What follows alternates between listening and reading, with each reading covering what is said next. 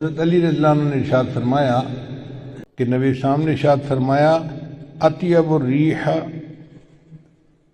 ریح فی الارض الہند، کہ سب سے اچھی خوشبو سرزمین ہند کی ہے۔ یہ حاکم کی روایت ہے۔ علامہ اقبال نے اسی کو کہا تھا، میر عرب کو آئی ٹھنڈی ہوا جہاں سے، میرا وطن وہی ہے، میرا وطن وہی ہے۔ یعنی نبی علیہ السلام نے ارشاد فرمایا کہ مجھے اس طرف سے ٹھنڈی ہوا آتی ہے۔ تو آقا صلی اللہ علیہ وسلم کا یہ فرمانا کوئی بشارت رکھتا ہے۔ چنانچہ اگر سعودی عرب کے مشرق میں دیکھیں نا تو 4 ملک بنتے ہیں۔ ایک تو ہندوستان بنتا ہے، مگر اس میں سے چونکہ ہندوؤں کی اکثریت ہے، سکھوں کی اکثریت ہے، مسلمان اگرچہ 20 کروڑ ہیں مگر وہ ان میں تحلیل ہو جاتے ہیں، پتہ ہی نہیں چلتا کہ مسلمان ہیں یا نہیں۔ ہر معاملہ وہاں ہندوؤں کے ہاتھ میں ہے، تو ہندوستان تو آپ ایک طرف کر دیں۔ پھر اس کے بعد دوسرا ملک ہے ایران۔ ایران میں شیعوں نے ایسا قبضہ کیا ہوا ہے کہ وہ شیعت کے اندر لپٹے ہوئے ہیں، لہذا وہ بھی آؤٹ آف کویسچن ہو گیا۔ اب باقی 2 ملک رہ جاتے ہیں، ایک پاکستان اور ایک افغانستان۔ ان دونوں میں اہل سنت والجماعت لوگ موجود ہیں اور دین کی محبت والے اور دین پر عمل کرنے والے لوگ موجود ہیں۔ تو اس کا مطلب یہ ہوا کہ نبی علیہ السلام کو جو ٹھنڈی ہوا آپ نے فرمایا کہ مجھے ٹھنڈی ہوا آ رہی ہے، وہ پاکستان اور افغانستان اس علاقے سے آ رہی ہے۔ ویسے بھی اگر آپ تاریخ کا مطالعہ کریں نا تو 2 پہاڑوں کا سلسلہ ہے، ایک ہے کوہ ہمالیہ اور ایک ہے کوہ ہندو کش۔ اگر نقشہ اٹھا کے دیکھیں تو اس کے اندر ایک مثلث بنتی ہے۔ اس مثلث کو اس زمانے میں وادی سندھ کہا جاتا تھا۔ اگر ایگزیکٹ جگہ دیکھنی ہو تو جیسے ہمارے ہاں مالاکنڈ کے پہاڑ ہیں نا، وہ بالکل اسی کے اندر آتے ہیں۔ تو گویا نبی علیہ السلام نے فرمایا کہ مجھے اس طرف سے ٹھنڈی ہوا آ رہی ہے۔ ٹھنڈی ہوا کا کیا مطلب کہ یہاں سے دین کی محنت اٹھے گی اور بالآخر پوری دنیا کے اندر دین پھیلنے کا ذریعہ بن جائے گی۔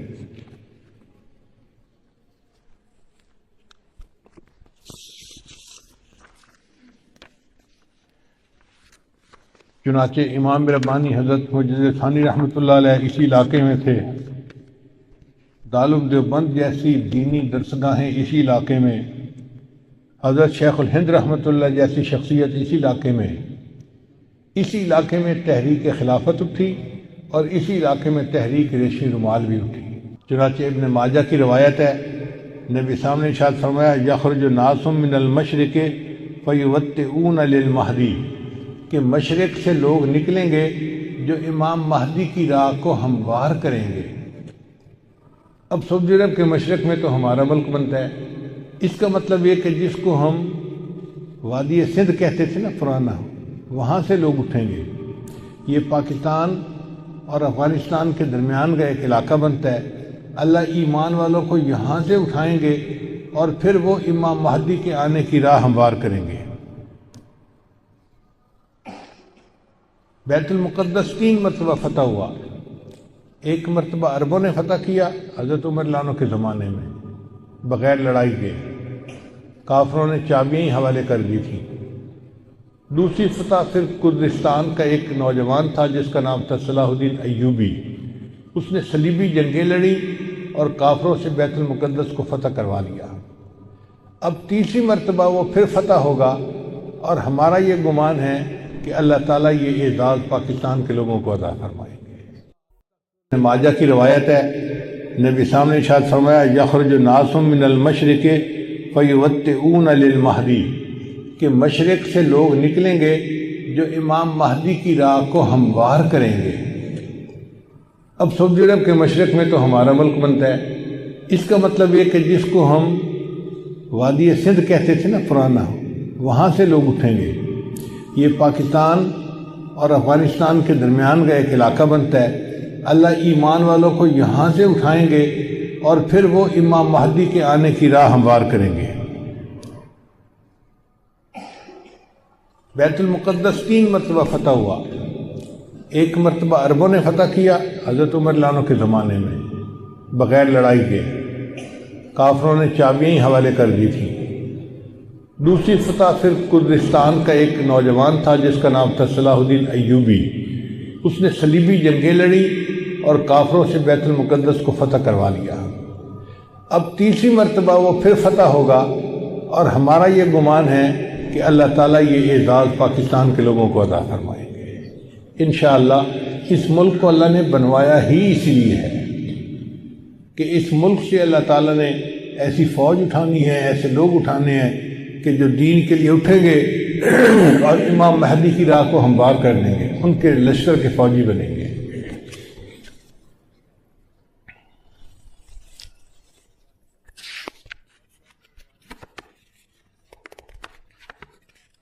علامہ اقبال نے بہت خوبصورت شعر کہا ہے فارسی میں، خضر وقت از خلوت دشت حجاز آید بروں. خضر وقت سے مراد امام مہدی. خضر وقت از خلوت دشت حجاز آید بروں، کاروان زی وادی دور و دراز آید بروں. یعنی زی عظیم یہ کارواں جو ہے نا یہ دور دراز سے آئے گا اور حجاز کے اندر آ کر یہ برآمد ہوگا.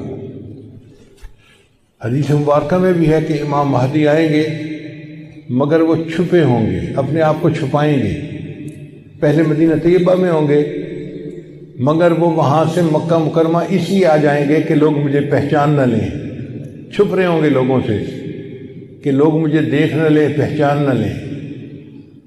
لیکن جب مکہ مکرمہ میں وہ طواف کر رہے ہوں گے تو وہ حجر اسود کے قریب آئیں گے تو ایک غیب سے آواز آئے گی کہ لوگوں یہ مہدی ہیں، تم ان کی بیعت کر لو. تو لوگ ان کے ساتھ بیعت کر لیں گے اور پھر ان کے ساتھ ایک لشکر شروع ہو جائے گا. یہ لشکر ایسا ہوگا کہ جس نے بالآخر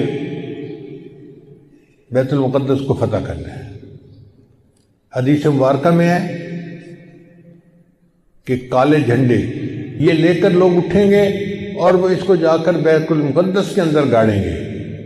یعنی امام مہدی کے ہاتھ پہ اللہ تعالیٰ بیت المقدس کو فتح کروائیں گے. پھر امام مہدی موجود ہوں گے تو ان کی موجودگی میں حضرت عیسیٰ علیہ السلام بھی آئیں گے. دمشق کی ایک مسجد ہے، اس مسجد میں وہ نماز کے لیے کھڑے ہوں گے، تکبیر کہی جائے گی تو اتنے میں حضرت عیسیٰ علیہ السلام اس مسجد کے مینارے کے اوپر اتریں گے آسمان سے. تو امام مہدی ان کو کہیں گے جی کہ آپ نماز پڑھائیں اور وہ امام مہدی کو کہیں جی کہ آپ نماز پڑھائیں. چنانچہ حضرت عیسیٰ علیہ السلام کے حکم پر امام مہدی نماز پڑھائیں گے. یہ اعزاز ملے گا ان کو کہ حضرت عیسیٰ علیہ السلام ان کے پیچھے نماز ادا کریں گے. اب حضرت عیسیٰ علیہ السلام نبی علیہ السلام کی شریعت کے مطابق یہاں پر زندگی گزاریں گے. یہ ان کے لیے بھی اعزاز کہ انہوں نے دعا مانگی تھی کہ اللہ مجھے اپنے محبوب کی امت میں ہونے کا شرف عطا فرما، تو اللہ نے ان کو آسمانوں پہ بلا لیا اور پھر اللہ ان کو دوبارہ بھیجیں گے تاکہ وہ اس شرف کو حاصل کر سکیں. پھر حضرت عیسیٰ علیہ السلام بیت المقدس آئیں گے. اتنے میں دجال بھی آ جائے گا. اب دجال جو ہے وہ پوری دنیا کے اندر کفر کو پھیلائے گا. اس کے پاس ٹیکنالوجی ایسی ہوگی کہ بارش برسے گی، کھیتیاں زیادہ ہو جائیں گی، پھل زیادہ ہو جائیں گے اور لوگ اس کے پیچھے لگ جائیں گے مادی وسائل کی وجہ سے. بلکہ حدیث پاک میں آتا ہے کہ اس کی پیروی کرنے والی عورتیں زیادہ ہوں گی، کیونکہ عورتوں میں مادیت پرستی زیادہ ہوتی ہے، چمک دمک ان کو زیادہ کھینچتی ہے، تو یہ دجال کے فتنے میں زیادہ گرفتار ہوں گی. پھر حضرت عیسیٰ علیہ السلام کو جب پتہ چلے گا تو وہ دجال کی پیچھا کریں گے کہ اس کو قتل کریں. اب دجال وہاں سے بھاگے گا تو بھاگ کے کہاں جائے گا؟ وہ اسرائیل جائے گا اور وہاں پر ایک جگہ ہے، اس کا نام ہے باب لد. اس وقت بھی اسرائیل میں ایک ایئرپورٹ ہے، اس کا نام ہے لد ایئرپورٹ. شہر کا نام بھی لد ہے اور اسرائیل والوں نے وہاں پر ایک دروازہ بنایا ہے، اس کے اوپر انہوں نے باقاعدہ لکھا ہے باب لد. 1400 سال پہلے نبی علیہ السلام نے فرما دیا کہ اس جگہ پر دجال پہنچے گا تو عیسیٰ علیہ السلام وہاں پر اس کو قتل کر دیں گے۔ بہت عرصہ میں یہ سوچتا رہا کہ دجال نے بھاگنا تھا تو کہیں پہاڑوں میں روپوش ہو جاتا۔ رشیا کے پہاڑ ہیں، دوسرے ملکوں میں پہاڑ ہیں، پہاڑی سلسلے تو بہت ہیں پوری دنیا میں، تو یہ مقام لد کا کیا معنی ہے؟ بعد میں بات سمجھ میں آئی کہ لد کا جو ایئرپورٹ ہے نا وہ سپیس پورٹ بھی ہے، یعنی وہاں سے جہاز بھی اڑتے ہیں اور وہاں سے خلائی گاڑیاں بھی اڑ کے خلا میں جاتی ہیں۔ اس کا مطلب یہ کہ دجال یہ چاہے گا کہ میں لد پہنچوں اور وہاں سے سپیس شپ میں بیٹھ کے میں خلا میں چلا جاؤں، کیونکہ دنیا میں تو مجھے یہ نہیں چھوڑیں گے، تو میں یہاں دنیا سے چلا ہی جاؤں۔ تو اس کی کوشش یہ ہوگی کہ میں یہاں سے خلا میں چلا جاؤں، مگر اللہ تعالیٰ فضل فرمائیں گے اور عیسیٰ علیہ السلام اس کو اپنی فلائٹ لینے سے پہلے لد کے مقام پہ قتل کر دیں گے۔ پھر اس کے بعد عیسیٰ علیہ السلام بیت المقدس کے تخت پر بیٹھ کر پوری دنیا کے فیصلے کریں گے۔ پوری دنیا کی حکومت عیسیٰ علیہ السلام کے ہاتھ میں ہوگی۔ پھر عیسیٰ علیہ السلام صلیب کو توڑیں گے اپنے ہاتھوں سے، اور پھر یہود و نصارہ میں جو ان کی مخالفت کرے گا اس کو وہ قتل کریں گے، حتیٰ کہ ایک ایسا وقت آئے گا کہ پوری دنیا میں ایک بھی بندہ غیر مسلم نہیں رہے گا، سارے مسلمان ہوں گے۔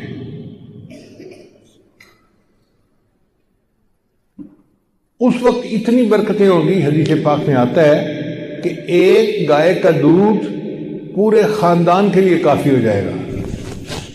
اب یہ بات تو سمجھ میں آتی ہے، آج ایسی گائے بن گئی ہیں جو 100 لیٹر دودھ دیتی ہیں ایک دن میں۔